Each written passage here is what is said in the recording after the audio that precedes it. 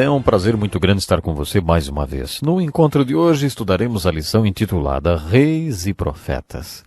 Os livros 1º e 2º Samuel, 1º e 2º Reis e 1º e 2º Crônicas são denominados livros histórico-literários do reino. Originalmente, cada par desses livros era considerado um só. Portanto, 1º e 2º Reis eram chamados apenas de reis. Eles contam a história dos reis que reinaram sobre Judá e sobre Israel.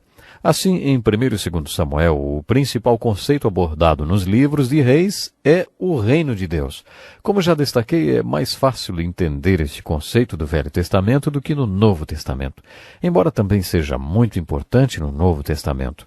Os livros do reino vão nos preparar para o estudo do Novo Testamento. O conceito do reino de Deus significa simplesmente que Deus é um rei e que tem um reino. Deus queria ser o rei desse povo separado, o povo hebreu. Se os filhos de Israel tivessem aceitado o plano de viverem sobre o reinado de Deus, o reino de Deus seria geográfico e literalmente na terra. Mas no livro de 1º Samuel, os filhos de Israel disseram que não queriam mais esse plano e rejeitaram Deus como seu rei. Os reis de Israel, descritos nos livros de 1º e 2º Reis, não foram a vontade orientadora, mas a vontade permissiva de Deus. Os livros de 1º e 2º Reis falam sobre o reino resultante da vontade dos filhos de Israel, de não terem mais Deus como rei.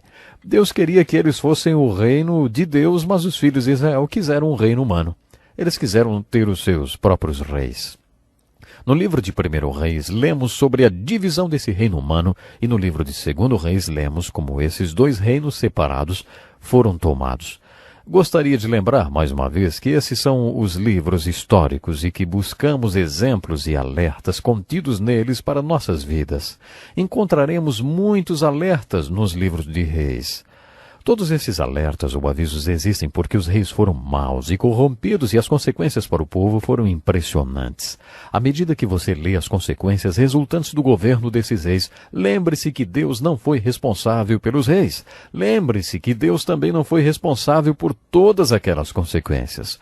O povo foi responsável porque escolheu ter reis. E esses reis foram responsáveis pelas perversidades que cometeram. Os dois livros de Reis são importantes porque relatam a divisão, a queda e a tomada do reino. Poderíamos chamar o 1º e o 2º livros de Reis de ascensão e queda da nação hebraica. Há alguns versículos extraordinários no 2º livro de Reis. O versículo 2 do capítulo 17 descreve a escravidão do reino do norte pelos assírios. Os assírios conquistaram Israel, que eram as 10 tribos localizadas ao norte de Israel. Essas 10 tribos foram levadas cativas para a Síria. Pelo menos nas Escrituras, essas 10 tribos que formavam o reino do norte não são mais citadas. São as 10 tribos perdidas de Israel. Na verdade, todo o capítulo 17 descreve o fim do reino do norte com o cativeiro dos assírios. No capítulo 25 do 2º livro de Reis, lemos sobre o terrível cativeiro do reino do sul por Nabucodonosor e os babilônios. Quando Jerusalém caiu, aqueles que não tinham sido mortos foram levados cativos para a Babilônia. Ciro o Grande, imperador persa, foi tocado pelo Deus Todo-Poderoso e decretou a liberdade para todo hebreu cativo na Pérsia, deixando-os voltar para Israel para reconstruir seu templo, sua cidade, seu país. A seguir estudaremos os livros históricos pós-cativeiro. Esdras, Neemias e Ester contam o retorno do cativeiro babilônico de alguns dos filhos de Israel. O livro de Ester conta alguns fatos ocorridos na Médio-Pérsia entre os filhos de Israel que tinham escolhido não retornar para Israel. Depois de estudarmos o livro de Ester, teremos concluído o estudo dos livros históricos do Velho Testamento. Todos os profetas que escreveram os livros proféticos do Velho Testamento encaixam-se em algum lugar dentro do contexto dos livros históricos do Velho Testamento. Vamos conhecer esses profetas depois de estudarmos os livros poéticos do Velho Testamento.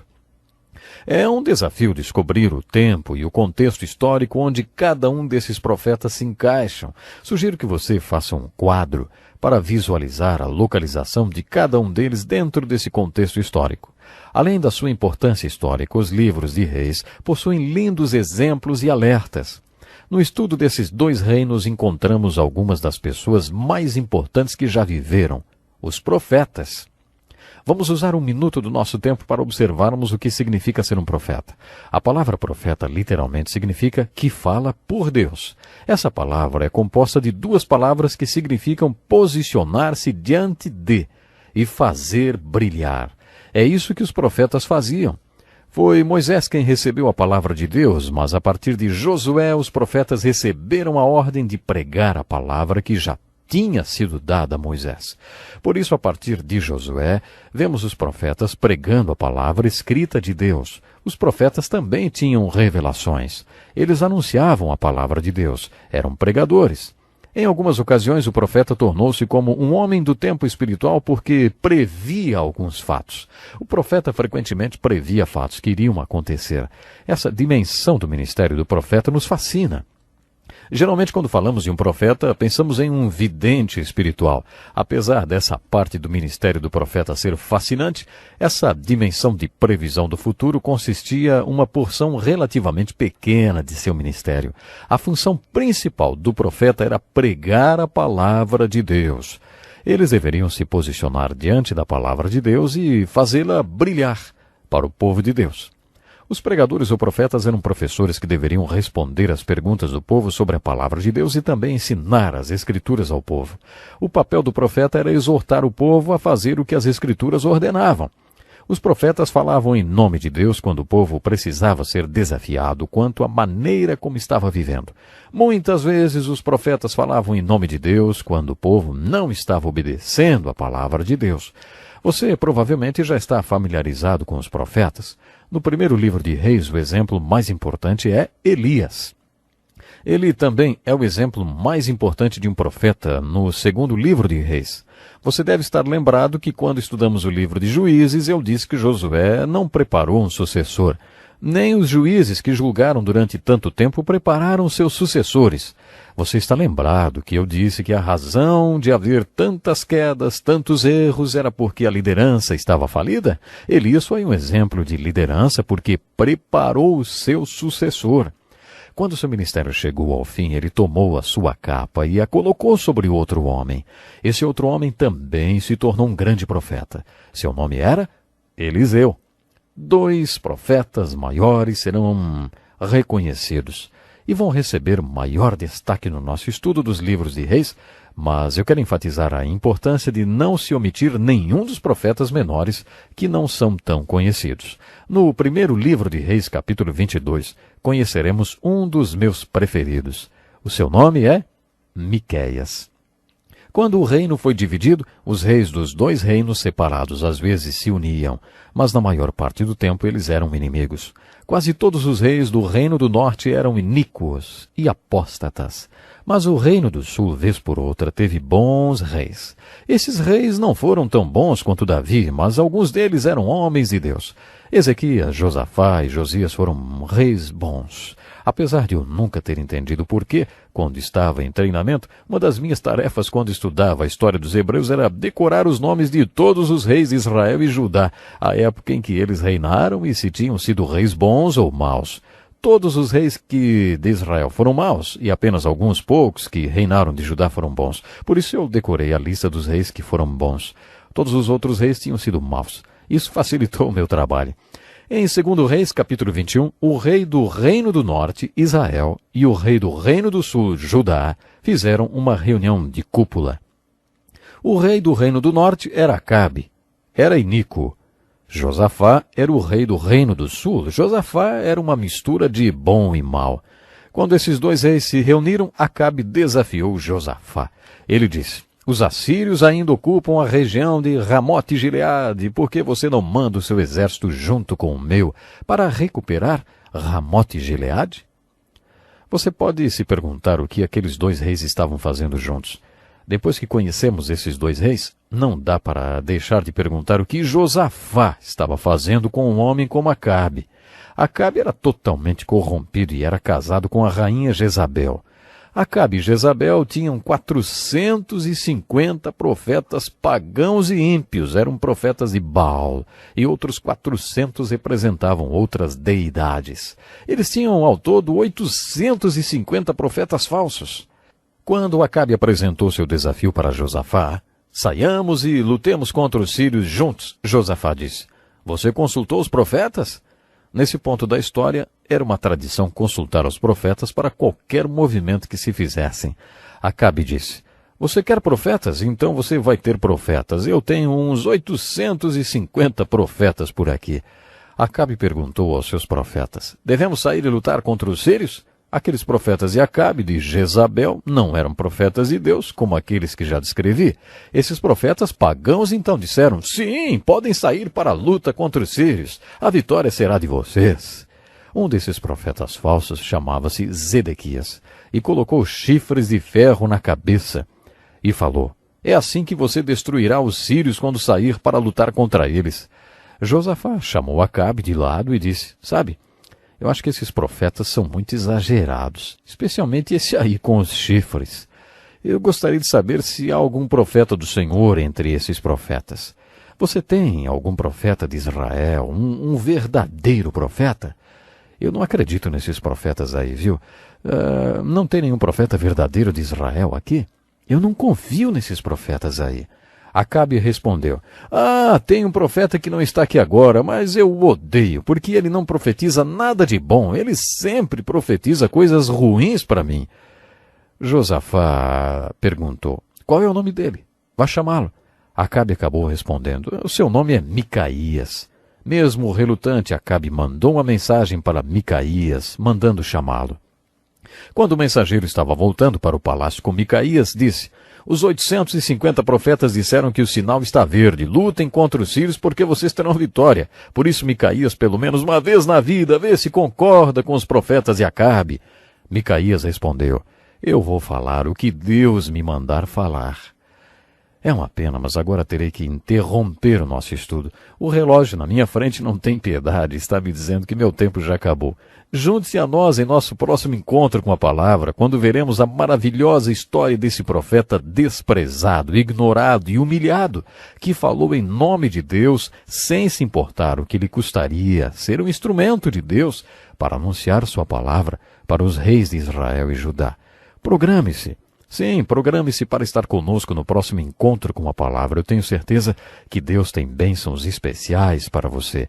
E acredite, vale a pena obedecermos a Deus. É a melhor coisa que podemos fazer na vida. Até o nosso próximo programa.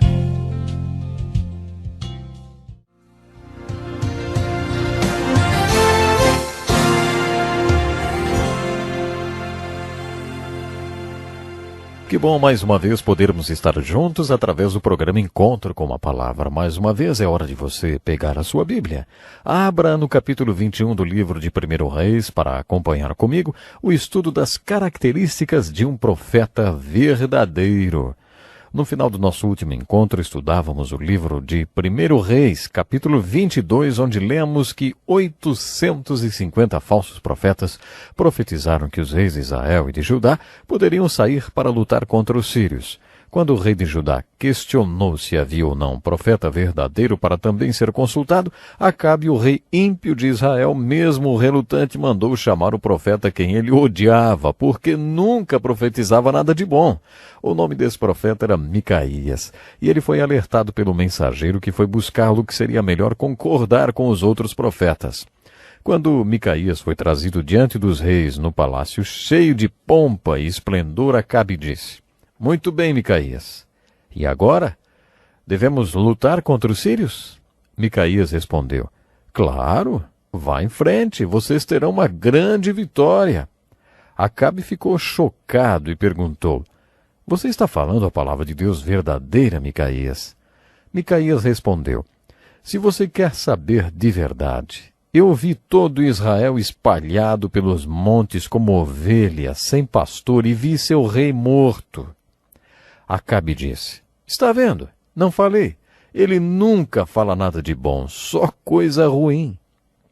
Então Acabe e Josafá decidiram levar os exércitos de Israel e Judá para atacar os sírios, conforme os falsos profetas tinham aconselhado, e não ouviram o profeta de Deus.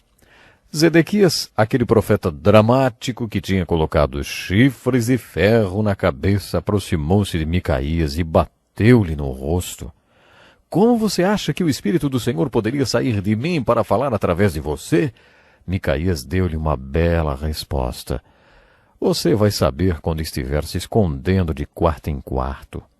Então Micaías fez uma grande pregação dizendo: ouçam a palavra do Senhor. Vi o Senhor assentado em seu trono com todo o exército dos céus à sua direita e à sua esquerda. E o Senhor disse: quem enganará Acabe, rei de Israel, para que ataque Ramote Gileade e morra lá? E um sugeria uma coisa e outro sugeria outra, até que finalmente um espírito colocou-se diante do Senhor e disse: eu o enganarei. Disse o Senhor: você conseguirá enganá-lo. Vá e engane-o. Dá para entender por que Zedequias bateu na cara de Micaías. O que Micaías falou àqueles profetas foi realmente da parte de Deus. Acabe então emitiu esse decreto: lutem contra os assírios. Prendam Micaías e que ele fique a pão e água, até que voltemos. Micaías gritou: você não vai voltar. Se você voltar, o Senhor não falou por meu intermédio. Acabe e Josafá lideraram seus exércitos no ataque contra os sírios. Supomos que Micaías tenha morrido a pão e água naquela masmorra, porque essa é a última vez que seu nome é mencionado. No auge da batalha contra os assírios, a profecia de Micaías foi cumprida ao pé da letra. Os exércitos de Acabe e de Josafá foram espalhados pelos montes como ovelhas sem pastor. Um soldado sírio atirou uma flecha ao acaso. Havia um ponto vulnerável na armadura de Acabe, e essa flecha acabou atingindo-o. Acabe virou-se para seu escudeiro e disse: tire-me do combate, fui ferido. Isso também foi um cumprimento da profecia de Micaías. O rei foi morto e os exércitos foram espalhados. Observe o preço que Micaías pagou por falar em nome de Deus. Sem os milagres sobrenaturais de Deus, esses profetas não poderiam ter confrontado nenhum dos reis. Elias é o maior profeta do primeiro livro de Reis. No capítulo 18, ele vive um dos momentos em que sua luz mais brilhou. Ele estava tão cansado dos profetas iníquos de Acabe que desafiou todos eles a um duelo. Elias convocou todo o povo de Deus e todos os falsos profetas de Acabe, assim como Jezabel, para comparecerem no topo do Monte Carmelo, onde pregou um grande sermão. Elias desafiou os profetas de Baal diante de todo o povo de Deus. Ele disse: tragam 2 novilhos, escolham eles um, cortem-no em pedaços e o ponham sobre a lenha, mas não acendam fogo. Eu prepararei outro novilho e o colocarei sobre a lenha, e também não acenderei fogo nela. Então vocês invocarão o nome de seu Deus, e eu invocarei o nome do Senhor. O Deus que responder por meio de fogo, esse é Deus.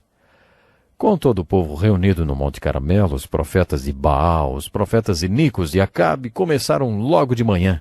Construíram seu altar e colocaram sacrifício sobre ele. A seguir começaram a orar. Eles oraram com muito fervor. Depois começaram a se cortar e a se baterem como era costume deles. Elias ficou só olhando até que deu meio-dia. Aí Elias começou a caçoar dos profetas de Acabe. Elias os ridicularizou. Ei, gritem mais alto, já que ele é um deus. Quem sabe ele está meditando, ou ocupado, ou talvez está viajando. Talvez ele esteja dormindo e precise ser despertado. Isso está registrado em 1 Reis, capítulo 18, verso 27. Eles oraram mais e mais, em transe, até a tarde. Finalmente desistiram. Então Elias cavou uma valeta ao redor do altar. Derramou jarros de água sobre o sacrifício até que a valeta ao redor do altar se enchesse de água. A seguir fez uma linda oração. Ó Senhor, Deus de Abraão, de Isaque e de Israel, que hoje fique conhecido que Tu és Deus em Israel, e que sou o Teu servo, e que fiz todas essas coisas por ordem Tua. Responde-me, para que este povo saiba que Tu, ó Senhor, és Deus, e que fazes o coração deles voltar para Ti.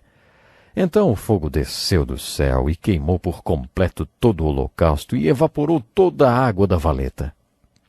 O povo de Deus caiu com o rosto em terra e gritou: "O Senhor é Deus! O Senhor é Deus!" Houve um grande reavivamento. O povo de Deus matou todos os 850 falsos profetas. Naquele dia, no Monte Carmelo, a luz de Elias brilhou intensamente.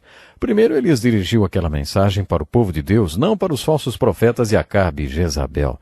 Naquele dia, Elias começou sua milagrosa mensagem com essas palavras: "Até quando vocês vão oscilar de um lado para o outro?" Nós já estudamos esse conceito. Um homem de mente dividida é instável em tudo que faz. Esquizofrenia espiritual era o problema que Elias enfrentou naqueles dias. Todo pastor enfrenta esse mesmo problema hoje. Não são necessariamente os que não creem que são esquizofrênicos espirituais. Quando os cristãos não vivem conforme o que acreditam, então estão com a mente dividida. O povo de Deus tinha conflitos. Elias chamou isso de oscilar de um lado para o outro. Elias perguntou, inclusive: "Até quando vocês vão oscilar de um lado para o outro? Até quando ficarão em cima do muro?" O Elias que conhecemos em 1 Reis capítulo 18 é bem diferente do Elias de 1 Reis 19. Acabe era casado com uma mulher chamada Jezabel. Os dois foram pessoas ímpias. Os falsos profetas eram os profetas de Jezabel. Um dia depois da morte de todos os profetas, Jezabel mandou uma mensagem para Elias dizendo: "Quero que os deuses me castiguem com todo rigor se amanhã, a esta hora, eu não fizer com a sua vida o que você fez com a deles." Quando Elias leu a mensagem, fugiu para o deserto e, exausto, sentou-se debaixo de uma árvore chamada junípero. Ele orou pedindo a morte. Elias estava totalmente desolado e desanimado. Dá para imaginar? No capítulo 18, Elias teve uma vitória grandiosa. Mas no capítulo 19, encontramos Elias debaixo de uma árvore pedindo para morrer. Parece que esse comportamento era um padrão entre os profetas e alguns outros personagens da Bíblia. Muitas vezes, depois de Deus usá-los de maneira poderosa, eles parecem sucumbir. É como se Deus dissesse: "Olha, foi o meu poder que operou através desse homem." Paulo dá a seguinte explicação: "Temos esse tesouro em vaso de barro para mostrar que este poder, que a tudo excede, provém de Deus e não de nós." Os problemas descritos por Elias em 1 Reis 19 demonstravam que ele passava por um esgotamento espiritual. É esse o nome que damos hoje. Um bom título para esse capítulo seria A Solução para um Esgotamento Nervoso. Lembre-se das palavras de Davi no Salmo 23. "Restaura-me o vigor, guia-me nas veredas da justiça por amor do seu nome." Como Davi, Elias precisava que sua alma fosse restaurada. Sempre que Deus lida com um de seus grandes homens com esgotamento, ele dá a eles um plano que os tira dessa condição. Um exemplo disso foi quando Deus encontrou Elias debaixo da árvore e disse: "Vá dormir, Elias." Deus colocou Elias para dormir um sono profundo e sobrenatural. Deus providenciou comida para ele. Ele o acordou e disse: "Elias, coma alguma coisa." Elias comeu. A seguir Deus disse: "Volte a dormir, Elias." Depois que Elias acordou pela segunda vez, fortalecido por aquela comida sobrenatural, ele caminhou 40 dias. Elias tinha negligenciado a manutenção do templo. Você se lembra que eu já contei que quando eu estava correndo ou descansando, os meus filhos diziam para aqueles que me ligavam: "Ah, o pastor está fazendo a manutenção do templo." O que significava que eu estava cuidando do meu corpo, que é o templo de Deus. Creio que Deus estava dizendo para Elias: "Você negligenciou o corpo que eu dei a você." Observe em 1 Reis 18 todo o esforço físico pelo qual Elias passou. Observem isso. Ele cavou aquela valeta ao redor do altar. Depois ele correu mais ou menos 27 quilômetros na frente da carruagem de Acabe. 27 quilômetros. Isso é quase uma maratona. Não é de se espantar que ele estivesse fisicamente exausto? Os caminhos de justiça que restauraram a alma de Elias foram práticos. Deus disse: "Olha, você é um ser físico. Precisa dormir e comer." Dizemos que Jesus satisfaz todas as nossas necessidades, mas isso não significa que não tenhamos que comer e dormir. Mais de uma vez já percebi que se alguém dorme apenas 4 horas por noite, durante 6 meses, começa a ficar meio maluco. Os amigos começam a falar para tirar umas férias e a pessoa começa a fazer coisas esquisitas. Não podemos negligenciar o nosso templo. Essa é uma das lições práticas que nós aprendemos com Elias em 1 Reis 19. Eu amo a história de Elias. Deus aproxima-se dele no meio de seu esgotamento e faz uma pergunta muito bonita. Em Gênesis 3, a pergunta de Deus foi: onde está você? Em 1 Reis 19, a primeira coisa que Deus perguntou foi: o que você está fazendo aqui, Elias? Deus já fez essa pergunta para você? Eu não sei como você está espiritualmente. Pode ser que através dessa história de Elias, Deus esteja perguntando a você: o que você está fazendo aqui? Em outras palavras, você está realmente onde deveria estar? Que pena, o nosso tempo já acabou. No nosso próximo encontro com a palavra, vamos estar estudando um pouco mais dos livros histórico-literários. Não perca, então. Até lá.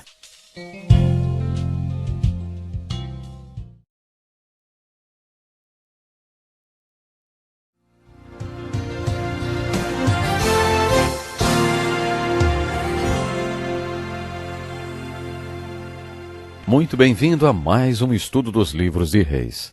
Esse é o Encontro com a Palavra e já estamos no ar, hein? Há alguns pontos nesses livros que eu gostaria de destacar. Primeiro, é importante falar da relação dos livros de Reis como o reino de Deus. Aqui o reino de Deus é diferente do reino de Deus mencionado no Novo Testamento. Esse é o reino hebreu, o reino que o povo escolheu quando decidiu que Deus não seria mais o seu rei. Eles quiseram ter reis como as outras nações tinham. Lembre-se, essa não foi a vontade orientadora de Deus. Essa foi a vontade permissiva de Deus. Deus não foi responsável por todas aquelas terríveis consequências que os filhos de Deus experimentaram, resultantes de seus reis apóstatas e ímpios. Muitos de nós já lemos o livro Ascensão e Queda do Terceiro Reich, que narra a Alemanha de Hitler. No geral, não gostamos muito desse tipo de leitura. Os fatos são chocantes, verdadeiros e históricos. Ler os livros de 1º e 2º Reis é quase a mesma coisa. Nesses livros lemos sobre a ascensão e a queda do reino que os filhos de Israel escolheram ter. Esse reino hebraico alcançou seu apogeu em luxo e glória durante o reinado de Salomão. O povo quis um reino como os reinos que os outros povos tinham. Deus queria um sistema teocrático, um sistema de governo onde ele governa através de um profeta, sacerdote. Os filhos de Israel quiseram um reino terreno igual ao restante do mundo. Eles conseguiram o que queriam, principalmente durante o reinado de Salomão, quando o reino alcançou seu auge. Eles conseguiram o que queriam, mas, assim como o reinado de Hitler, também não durou muito. Esse reino hebreu terreno não durou muito porque essa não era a vontade orientadora de Deus. Por isso, em 2 Reis, capítulo 17, verso 24, lemos sobre a queda da parte norte desse reino. Em 1 Reis, nós lemos a descrição de como o reino foi dividido. Em 2 Reis, os reinos do norte e do sul caem. Em 2 Reis 17 e 22, lemos a impressionante narrativa. Os israelitas permaneceram em todos os pecados de Jeroboão e não se desviaram deles, até que o Senhor os afastou de sua presença, conforme os havia advertido por meio de todos os seus servos, os profetas. Assim o povo de Israel foi tirado de sua terra e levado para o exílio da Síria, onde ainda hoje permanecem. Esse trecho refere-se ao reino do norte, que era chamado de Israel. Em 2 Reis, capítulo 25 e verso 21, temos a descrição da queda do reino do sul, também impressionante. O rei mandou executá-los. Assim Judá foi para o exílio, para longe de sua terra. Esse trecho aplica-se ao reino do sul, as duas tribos de Benjamim e Judá, que juntas formavam Judá. Quando lemos a queda do reino do sul, vemos que sua conquista e exílio não foram tão simples como as pessoas costumam pensar. O povo babilônio não apareceu lá de um dia para o outro, conquistando a cidade de Jerusalém e levando seu povo cativo. Na verdade, a cidade de Jerusalém caiu 3 vezes em um período de 20 anos. Jerusalém caiu pela primeira vez quando Jeoaquim era rei. Jeoaquim entregou a cidade e foi para a Babilônia, onde serviu ao seu rei babilônico por 3 anos. Mas depois Jeoaquim se rebelou contra as forças da Babilônia. Os babilônios tiveram que conquistar a cidade pela segunda vez. Desta vez o filho de Jeoaquim, chamado Joaquim, entregou a cidade. Jerusalém caiu pela segunda vez. Muitos dos filhos de Israel foram massacrados, e muitos dos que não foram mortos foram levados cativos para a Babilônia. Quando os babilônios levaram os filhos de Israel, que não tinham sido mortos pela Babilônia, nomearam um rei para servir de marionete das autoridades babilônicas, chamado de Zedequias. Mas Zedequias também se rebelou, e por isso a cidade teve que ser conquistada pela terceira vez. A nação hebraica já tinha fama de ser rebelde contra o conquistador, e a cidade inteira foi destruída. No estudo dos livros de Esdras e Neemias, veremos que alguns dos filhos de Israel voltaram do cativeiro da Babilônia. Eles tiveram a permissão do imperador da Pérsia, Ciro, o Grande, para reconstruir o templo, a cidade e seu país. Havia muita oposição contra a reconstrução. O povo que se opunha aos filhos de Israel mandou uma carta para o imperador da Pérsia dizendo: se você observar os relatos dos reis e dos reis da Babilônia, verá que esse povo tem a reputação de ser um povo rebelde. Depois de verificarem os relatos, veio a resposta: sim, eles são rebeldes, pare o trabalho. Não os deixe reconstruir nada. Se algum dia você visitar Massada, verá um exemplo da rebeldia do povo hebreu. Eles se rebelaram contra os romanos em 70 d.C., amotinando-se em Massada durante 2 anos. Esses judeus preferiram suicidarem-se do que se renderem aos romanos. A cidade de Jerusalém já foi destruída muitas vezes no curso de sua história. Devido à completa destruição que sofreu em 70 d.C., a Jerusalém que conhecemos hoje não tem nada a ver com a Jerusalém dos tempos de Jesus. O povo hebreu passou por um período que se iniciou em 70 Anno Domini e que culminou com o Holocausto, e que eles tinham uma atividade de cordeiro, ou seja, passiva. Hoje eles assumiram uma atitude arrogante, ativa e deliberada. Estão treinando seus jovens para serem arrogantes. Hoje em Israel, todo jovem, quando atinge a adolescência, entra no exército de Israel. Eles são levados para Massada, a fim de fazerem juramento ao exército israelense. Neste novo milênio, Israel está recuperando a reputação que seu povo sempre teve de ser formado por grandes guerreiros e rebeldes. Lembre-se que o nome Israel significa lutador. Esse nome vem de Jacó, e é exatamente isso que significa: lutador. Acompanhando a história dos hebreus, a primeira coisa que devemos observar no estudo dos livros de 1º e 2º Reis é a ascensão e a queda da nação hebraica. A leitura desses livros é fascinante. Em segundo lugar, devemos observar os próprios reis, o que poderíamos esperar de um livro cujo título é Reis. Lembre-se, quando lemos a literatura bíblica histórica, procuramos 2 coisas: exemplos e alertas. No estudo desses 2 livros encontraremos muitos alertas. Alguns reis do Reino do Sul foram bons durante algum tempo. Todos os reis do Reino do Norte foram maus o tempo todo. Por isso encontramos a maioria dos alertas nesses reis. O personagem mais importante do elenco de reis é Salomão. A história de Salomão, como nos é relatada principalmente no livro de Reis, é fundamentalmente um grande aviso. No início, Salomão era um exemplo para nós. Ele começou muito bem. De certa forma, Salomão foi muito parecido com Saul, porque ambos começaram bem. Eles se parecem também porque ambos não terminaram bem. No início, Salomão foi um rei muito bom, mas ele não terminou bem. Nos primeiros capítulos do livro de Reis, Davi, o pai de Salomão, passou-lhe algumas responsabilidades. Davi passou a capa da liderança para seu filho. Podemos perceber o lado humano de Davi em seu leito de morte, quando disse a Salomão que fosse atrás de Simei, aquele homem que o amaldiçoou enquanto ele deixava Jerusalém. Você se lembra, quando Davi voltou do exílio, ele perdoou Simei? Lembra disso? Mas quando estava morrendo, Davi disse a Salomão: eu prometi a Simei, jurando pelo Senhor, que não o mataria à espada. Mas agora não o considere inocente. Você é um homem sábio e saberá o que fazer com ele. Apesar de ele já ser idoso, faça-o descer ensanguentado à sepultura. Então Salomão matou Simei. Davi também falou para Salomão acertar as contas com Joabe, porque tinha matado meus generais Abner e Amassa. Davi disse: você se lembra que Davi demonstrou seu desagrado, especialmente quando Abner foi morto. Mas eu suspeito que a razão principal de Davi ter falado para Salomão pegar Joabe é porque ele tinha matado Absalão. Davi não disse isso, mas eu acho que essa foi uma das razões principais pelas quais ele mandou Salomão matar Joabe. Quando Davi passou para Salomão a responsabilidade de ser o terceiro rei de Israel, parece que Salomão seguiria os passos de seu pai. Salomão orou: Senhor, eu não passo de um jovem e não sei o que fazer. Teu servo está aqui entre o povo que escolheste, um povo tão grande que nem se pode contar. Dá, pois, ao teu servo um coração cheio de discernimento para governar o teu povo e capaz de distinguir entre o bem e o mal. Pois quem pode governar esse teu grande povo? Salomão fez essa oração muito bonita no início do seu governo.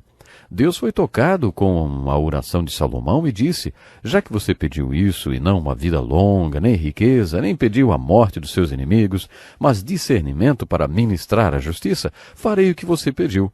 Eu lhe darei um coração sábio e capaz de discernir, de modo que nunca haverá ninguém como você. Também lhe darei o que você não pediu, riquezas e fama, de forma que não haverá rei igual a você durante toda a sua vida. Você ouvirá mais sobre esse assunto quando chegarmos ao Salmo 127 e ao livro de Eclesiastes. Salomão realmente tornou-se o homem mais rico que existiu.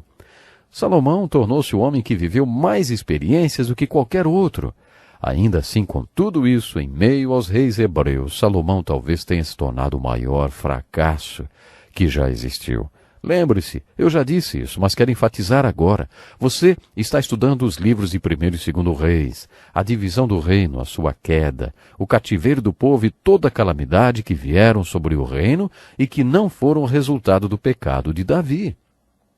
Davi confessou o seu pecado e Deus o perdoou.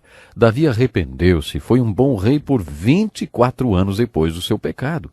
Portanto, toda essa catástrofe que caiu sobre o reino não foi resultado do pecado de Davi. Toda essa calamidade sobre o reino foi resultado dos pecados e dos erros de Salomão.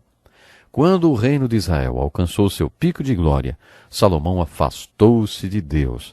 Na verdade, foram suas mulheres que o afastaram de Deus. 700 mulheres e 300 concubinas. O monte onde Salomão mantinha suas mulheres era chamado de o Monte dos Escândalos. É óbvio que Salomão tornou-se um apóstata. Muitas de suas mulheres adoravam deuses estranhos. Salomão se deixou influenciar por elas e passou a crer nesses deuses estranhos. É por isso que digo que Salomão, se olharmos para toda a riqueza e sabedoria que chegou a ter, foi o rei que sofreu a maior queda. Acredito que Salomão tenha vivido um retorno espiritual. Saul foi diferente, ele não voltou. Acredito nisso por 3 razões. A primeira delas está no Salmo 127. Esse é o único salmo escrito por Salomão. No Salmo 127, ele passa uma mensagem que eu acho que é a mais orientadora aos homens. Ele diz: é possível trabalhar em vão, é possível construir em vão, é possível preocupar-se em vão. Salomão foi um grande construtor. Ele construiu o templo e também cidades e parques. Ele construiu uma frota de navios só para navegar até uma rainha e dizer-lhe: oi, tudo bem? Ele foi um construtor fenomenal. Quando ele escreveu seu pequeno salmo, ele diz: é possível construir em vão. É possível trabalhar muito em vão. É possível preocupar-se em vão, porque é possível preocupar-se com as coisas erradas. A segunda razão para eu achar que ele viveu um retorno espiritual é o livro de Eclesiastes. O livro de Eclesiastes é uma canção de arrependimento de Salomão. Nós ainda vamos estudar o livro de Eclesiastes. E a terceira razão para eu acreditar que Salomão voltou-se para Deus é que, quando esse período da história é relatado, não só o pecado de Davi é omitido, mas também o pecado de Salomão. Eu acredito que realmente ele se arrependeu. Bom, nós temos que ficar por aqui hoje. Até o nosso próximo encontro com a palavra.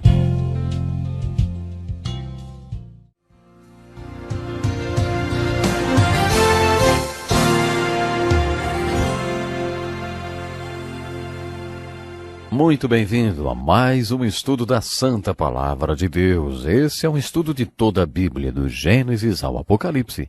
Estamos no 40º estudo e até agora já chegamos aos livros históricos de Reis. Pegue sua Bíblia e abra no livro de 2º Reis, capítulo 18, e siga comigo a história empolgante do Velho Testamento. Estudando esses 2 livros, vimos que todos os reis do Reino do Norte foram ímpios. Neles você não encontra nenhum exemplo, só alertas. Mas no Reino do Sul você encontra alguns reis bons, alguns pelo menos. Ezequias foi um bom rei e fez muitas coisas boas. Tudo o que ele mostrou, tudo o que ele fez, de certa forma, acaba sendo um exemplo para nós. Ele removeu os altares idólatras, quebrou as colunas sagradas e derrubou os postes sagrados. Despedaçou a serpente de bronze que Moisés tinha feito pois até aquela época os israelitas queimavam incenso para ela. Ezequias confiava no Senhor, o Deus de Israel. Na verdade, nenhum dos reis que viveram antes ou depois de Ezequias tiveram um relacionamento tão íntimo com Deus quanto ele, porque ele se apegou ao Senhor e não deixou de segui-lo, obedeceu aos mandamentos que o Senhor tinha dado a Moisés. E o Senhor estava com ele, era bem-sucedido em tudo que fazia. Há muitas coisas exemplares na vida de Ezequias. Também há alguns alertas. Quando Ezequias ficou doente, Deus falou com ele através do profeta Isaías. Deus lhe disse: "Ponha ordem à sua casa, pois você vai morrer, não se recuperará." Ezequias virou o rosto para a parede e orou ao Senhor. Ele fez uma oração muito bonita. Há muitas orações bonitas nesses livros, especialmente as orações de Salomão e de Ezequias. Ezequias pediu a Deus que salvasse sua vida. Ele chorou. Então Deus mandou uma mensagem linda para Ezequias através de Isaías. Ouvi sua oração e vi suas lágrimas. Deus vê as lágrimas. Isso é muito importante. Eu o curarei. Acrescentarei 15 anos à sua vida. Esse é um lindo exemplo para nós. Esse homem orou quando ficou sabendo que ia morrer. Mesmo tendo ouvido um profeta falando a palavra do Senhor de que ele morreria, ainda assim ele apelou a Deus. Mesmo que alguém diga que você tem algo maligno e que vai morrer, você tem o direito de orar. Pai, se possível, afasta de mim esse cálice. Eu não quero morrer. Creio que todos nós temos o direito de fazer essa oração pedindo a cura. No entanto, devemos terminar a oração como Jesus nos ensinou. Contudo, não seja como eu quero, mas sim como tu queres. Algumas vezes, talvez, o propósito da doença seja nos levar à morte. Quando Lázaro ficou doente, Jesus disse: "Essa doença não acabará em morte. É para a glória de Deus." Mas algumas vezes o propósito da doença é levar à morte. Afinal de contas, se nessa próxima dimensão os pastos são verdes e nunca secam, as águas são tranquilas e nunca ficam turbulentas, e o cálice é transbordante e nunca se esvazia, Deus tem que nos levar para lá para nos dar todas essas coisas. Nenhum de nós escolheria ir, por isso quase todos nós vamos depois de ficarmos doentes. Às vezes esse é o propósito da doença, mas quando você fica sabendo que está com uma doença maligna, tem o direito de orar pedindo a cura. Ezequias fez isso e Deus lhe deu mais 15 anos de vida. No entanto, depois desse milagre, Ezequias tornou-se um alerta. Num dia, alguns babilônios visitaram Ezequias. Todo orgulhoso, ele lhes mostrou tudo, armas, arsenal e todo o seu tesouro. O profeta Isaías perguntou a Ezequias: "O que eles viram em seu palácio?" Ezequias contou que tinha mostrado tudo a eles. Então Isaías disse: "Isso foi um erro. Eles voltarão e vão conquistar o seu reino." Isaías estava profetizando a respeito da conquista de Jerusalém pela Babilônia. Seus próprios descendentes serão levados, e eles se tornarão eunucos no palácio do rei da Babilônia. Ezequias perguntou: "Quando isso acontecerá?" E a palavra veio de Isaías: "Ainda vai levar algum tempo." Então Ezequias falou: "Então boa é a palavra do Senhor, porque haverá paz nos meus dias. Meus 15 anos serão bons. Não me interessa o que vai acontecer depois." Os filhos de Ezequias seriam levados escravos e feitos eunucos. Aparentemente Ezequias não se importou com isso. Certamente Ezequias não foi um modelo de pai. Ele se importava apenas com a sua vida, e não com o tipo de vida que seus filhos teriam. Além da ascensão e queda do reino, há outros pontos para serem destacados nesse estudo da literatura do reino. Observe os reis que foram exemplos e aqueles que, na grande maioria das vezes, foram alertas e avisos. Como sugerimos em nosso primeiro estudo do livro de Reis, há uma terceira coisa para ser observada nesses livros: os profetas. Os profetas na literatura do reino são exemplos. Eles são um dos exemplos mais bonitos nas Escrituras. No nosso primeiro estudo, destaquei alguns dos profetas que não são muito conhecidos. Outros nem sabemos seus nomes, mas há profetas muito conhecidos, como Elias, em 1 Reis, e Eliseu, em 2 Reis. Eu amo a história de Eliseu em 2 Reis, quando o general do exército assírio o procurou para curá-lo. Nessa época, a Síria estava prestes a conquistar o reino do norte. Já estavam ocorrendo algumas batalhas. A Síria tinha um exército muito poderoso e o seu general superior era Naamã, afligido por lepra. Uma menina hebreia na Síria, que provavelmente foi levada escrava, contou a Naamã sobre um profeta em Israel que tinha o poder de curar lepra. Assim o leproso Naamã foi em sua carruagem com alguns soldados procurar Eliseu em sua casa. Acontece que Naamã tinha ideias preconcebidas sobre como Eliseu efetuaria a cura. Naamã pensou que Eliseu seria muito dramático, que faria uma cerimônia solene, porque, afinal de contas, Naamã era o general do exército assírio. Eliseu não fez o que Naamã esperava. Ele nem saiu da sua casa para cumprimentá-lo. Eliseu mandou um servo falar com Naamã. O servo disse a Naamã: Eliseu mandou o Senhor lavar-se 7 vezes no rio Jordão para ser curado de sua lepra. Naamã ficou furioso. Ele subiu em sua carruagem e deixou a casa de Eliseu levantando poeira, gritando com o escudeiro que ia na carruagem com ele. Naamã falou: Eu estava certo de que ele sairia para receber-me, invocaria em pé o nome do Senhor, o seu Deus, moveria a mão sobre o lugar afetado e me curaria de lepra. Não são os rios Abana e Farfar em Damasco melhores do que todas as águas de Israel? Será que eu não poderia lavar-me neles e ser purificado? Conforme prosseguiam viagem, o seu escudeiro disse: Com todo respeito, senhor, mas o senhor foi até lá, não foi? Quer dizer, o senhor foi procurá-lo porque deve ter acreditado que ele sabia alguma coisa que o senhor não sabia, ou que ele tinha alguma coisa que o senhor não tinha. Eu sei que o senhor não esperava por isso, mas por que é que o senhor não faz o que ele disse? Naamã pensou por um momento e depois mudou de ideia. Ele foi até a lama do rio Jordão e não mergulhou 1 vez, nem 2, nem 3 vezes, mas 7 vezes. Quando Naamã saiu daquela lama do rio Jordão, estava curado da lepra. Fazendo uma aplicação disso, podemos dizer que a história da cura de Naamã é uma linda alegoria do Evangelho da salvação.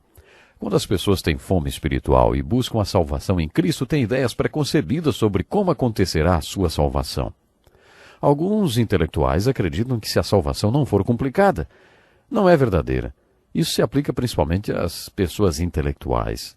Quando elas descobrem como o Evangelho é simples, Paulo se referiu à loucura da mensagem da cruz, e as pessoas descobrem então que é simples, e às vezes não acreditam. O Evangelho costuma ser simples demais para os intelectuais. Parece que eles acham que a salvação só serve para os inteligentes como eles. Às vezes, mesmo inconscientemente, eles querem que a salvação seja dada apenas àqueles que estudaram, àqueles que são diplomados. Mas a salvação é simples. É porque o Evangelho da salvação não se encaixa com suas ideias preconcebidas. Muitos deles rejeitam a salvação. O Evangelho da salvação é mesmo muito simples. Lave-se no lamacento Rio Jordão 7 vezes. Você não precisa entender a salvação. A salvação não tem que ser racional. A salvação não tem que ser lógica. A salvação não tem que ser o que você acha que deveria ser. Apenas, vai lá, se lave no Rio Jordão 7 vezes. Apenas creia e obedeça o que ouvir, porque a loucura da pregação do Evangelho pode salvar sua alma, pode se tornar a solução para a sua vida e a sua salvação. É essa a aplicação dessa história do livro de 2 Reis, capítulo 5, de Naamã o leproso e de Eliseu, o profeta. Vamos falar um pouco mais sobre os profetas e observar mais alguns pontos a respeito deles. Esses profetas não eram apenas homens através do qual Deus falava, eles não eram apenas homens que faziam a palavra de Deus brilhar. Eles eram homens que Deus levantava quando havia algum problema. Poderíamos fazer a seguinte generalização: se não houvesse problemas, também haveria profeta. Mas você observará que sempre que aparecia um problema, logo o profeta já estava aparecendo. Você observará isso toda vez que o trabalho do Senhor encontrava obstáculos. Observe isso. Toda vez que aparecia um obstáculo ao trabalho de Deus, ele levantava um profeta. Uma das funções do profeta era centralizar sua pregação no problema ou no obstáculo até que fosse removido e o trabalho de Deus continuasse novamente. Observe que quando o trabalho de Deus encontrava outro obstáculo, Deus levantava outro profeta. Remover os obstáculos que impediam o trabalho de Deus era uma das funções mais importantes desses profetas. No Novo Testamento, o trabalho de Deus é a igreja. Deus estava construindo sua igreja. Quando a igreja enfrentava um obstáculo, Deus levantava um apóstolo para escrever uma epístola. No Velho Testamento, Deus levantava um profeta que então escrevia um dos livros proféticos do Velho Testamento. O profeta falava sobre aquele obstáculo até que ele fosse removido. No Novo Testamento, Deus levantava um apóstolo que escrevia uma epístola que mostrava à igreja como aquele problema que estava bloqueando a igreja podia ser removido, para que o trabalho de Deus continuasse através dela. Resumindo, quando você ler os livros de 1º e 2º Reis, observe a ascensão e a queda do reino. Lendo sobre ele, aprendemos a seguinte aplicação: Deus quer fazer de sua igreja uma nação santa hoje. Por isso, observe os próprios reis. A maioria deles são alertas para nós. Apenas alguns poucos são exemplos. Por isso, digo outra vez, nos 2 livros de 1º e 2º Reis, preste atenção nos profetas. Os profetas são lindos exemplos. Os profetas são as pessoas através das quais Deus fala conosco. Observe a vida deles e ouça suas mensagens registradas nos livros de reis para nós. Ouça a mensagem das boas novas. Com a mensagem que Naamã ouviu, pode ser que ela não faça sentido para você.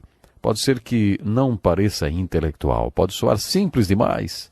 Mas assim como Naamã, acredite e obedeça, e você receberá a cura para a sua lepra espiritual. Jesus diz: siga-me, confie em mim. Você já fez isso? Se ainda não, você precisa fazer hoje. Bom, chegou o momento de terminarmos por hoje o nosso estudo, mas logo estaremos juntos para mais um programa e assim estudarmos um pouco mais da santa e inspirada palavra do nosso Deus. Prepare-se, esteja conosco no próximo programa. Até lá, um abraço.